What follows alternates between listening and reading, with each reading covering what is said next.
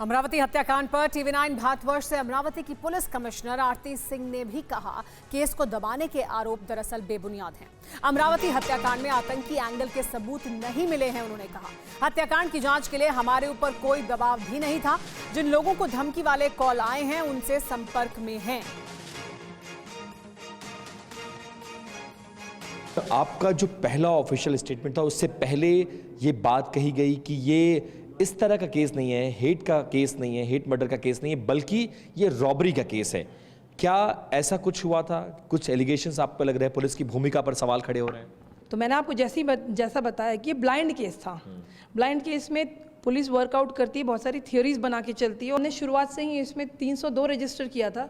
अगर हमें केस को दबाना होता तो हम चोरी, लूटपाट, रॉबरी की FIR कर देते, 2 आरोपी अरेस्ट करके बंद कर देते, पर हमने ऐसा नहीं किया। हमने शुरुआत 302 से की और धीरे धीरे आरोपी अरेस्ट जब करते गए। पहले एक्यूज्ड कितने देर में, कितने घंटे में अरेस्ट हो गए और कब आपको ये पता लग गया कि ये केस हेट मर्डर का है? पहले 2 आरोपी हमने 30 घंटे में, विदिन 30 आवर्स हमने अरेस्ट किया। देखिए, मैं आपको फिर कहूँगी, संवेदनशील केस था। जब उदयपुर का केस हुआ तब तक हमारे पास जो एविडेंसेस थे वो इतने स्ट्रांग नहीं थे। ये एक ऐसा केस था कि अगर हम इसमें कोई भी प्रीमेच्योर स्टेटमेंट देते तो पूरे देश में आग लग सकती थी। आपको एक केस याद होगा, आयुषी तलवार। आपको उस केस में याद है, पहले कुछ स्टेटमेंट आए पुलिस की तरफ से, फिर और कुछ आए। उस तरह से कितना चीज़ें बदल सकती हैं। एक किसी भी संवेदनशील केस में जब तक हमारे पास पूरे एविडेंसेस नहीं मिल जाते, हम कोई भी प्रीमेच्योर स्टेटमेंट देना बहुत ही गलत होगा। जिस तरह से अभी आप जानते हैं, सांगली में केस हुआ जो शुरू में 9 लोगों के घर परिवार के 9 लोगों की हत्या, आज समझ में आ रहा है कि हत्या है, पर शुरू में उसको सबने आत्महत्या ही प्रोजेक्ट किया। अब तक की जांच जो आपने की है, इसमें उदयपुर की केस ये लगभग साफ हो गया है कि इसका इंटरनेशनल कनेक्शन है, टेररिस्ट कनेक्शन है।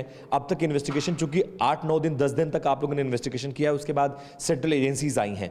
अब तक की इन्वेस्टिगेशन में आप लोगों को क्या कोई टेररिस्ट एंगल मिला है? अब इसमें नहीं, ये कहीं से इन्फ्लुएंस थे या फिर इनके कनेक्शन कहीं ऐसे लोगों से रहे हों?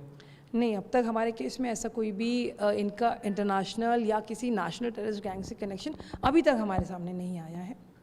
जो NIA इस पूरे मामले को टेकअप कर चुकी है, क्या क्या एविडेंस NIA ने कैसे टेकअप किया और क्या क्या आपसे साक्ष्य और सबूत वो लोग जा चुके हैं और जांच अब किस दिशा में आगे बढ़ रही है?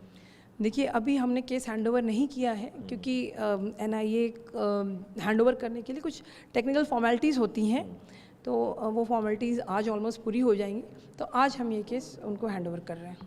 अमरावती से सांसद है नवनीत राणा, आपकी तलखी उनसे किसी से छिपी नहीं हुई। बहुत सारे एलिगेशन आपके ऊपर वो लगा रही हैं और ये कह रही हैं कि सरकार के इशारे पर काम किया जा रहा था। सरकार जब यहाँ पर महाविकास आघाड़ी सरकार थी तो पुलिस ने जानबूझ के इस केस को दबाया।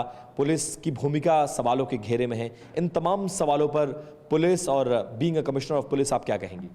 देखिए, सबसे बड़ी बात है कि इस पूरे केस में उनको छोड़ के कोई और एलिगेशन कर नहीं रहा है। दूसरा, मैं आपको एक उदाहरण देती हूँ कि अभी हमें नवनिर्वाचित राज्यसभा MP अनिल बोंडे साहब, उन्होंने, वो जब अमरावती में आए, उन्होंने मुझे बोला कि मुझे इस केस की इन्फॉर्मेशन चाहिए। मैंने उनको बुलाया, सारी इन्फॉर्मेशन दी। इसके विपरीत हमारी MP नवनीत राणा मैडम, उन्होंने ना तो मुझसे ना हमारे किसी ऑफिसर से कोई जानकारी ली।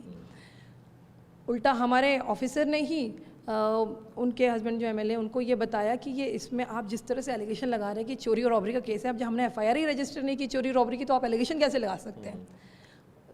उन्होंने जो लेटर जो वायरल हुआ है उसमें लिखा है कि हमने 4 लोगों को अरेस्ट किया और केस को बंद कर दिया चोरी और लूटपाट की FIR करके।